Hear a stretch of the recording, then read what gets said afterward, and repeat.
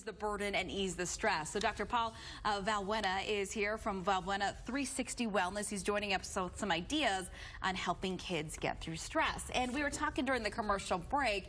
You say it's always been there, but it seems like maybe we're more aware of it because people are more willing to talk a little bit about maybe some of the anxiety or depression that they're experiencing. Right.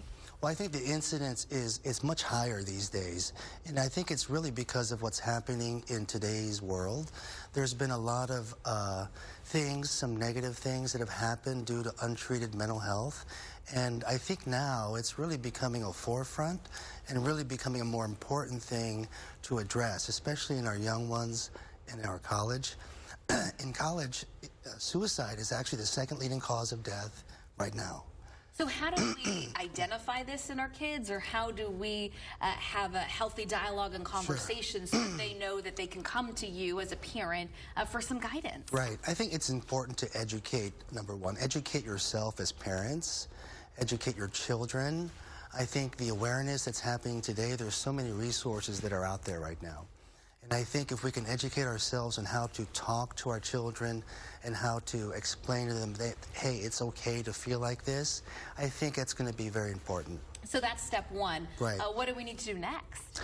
Well, after that, I think identifying actually what is the actual trigger for how someone's feeling. And maybe it's a situational stress that something can be addressed internally.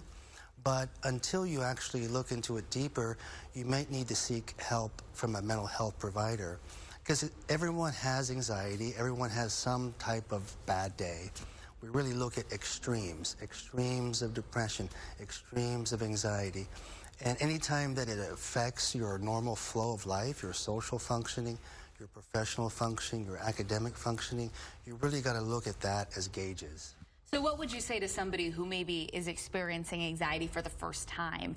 Because it can be a very abrupt kind of feeling, and it can be stressful because you're thinking, I've never felt this before. Right. I think it's important to also just educate that, I would educate that person that everyone has some level of anxiety. It's actually normal to have anxiety.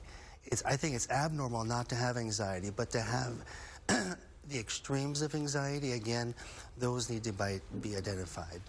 So we go to a professional and we get some help, and this is something that some people live with for their entire life, but they try to, I don't know if you would say suppress it or try to reduce it as much as they can. Yeah, what they try to do is cope with it a little bit better through the help of mental health professionals. And I think through time, people learn different ways of thinking. They kind of change the way they perceive things in life, and they can change the way, and you can learn that in therapy and through counseling. And it's not always about medications. It can be very helpful, but I think educating your brain, if you will, and training it to think a certain way, you can do that definitely through the help of mental health providers, and even family and friends even. Okay, we appreciate your insight. We know a lot of families obviously kind of dealing with that as their kids kind of deal with some stressful times. So thank you so much, Dr. Paul Valbuena, joining us this morning. Kimmy, we're going to send it to you.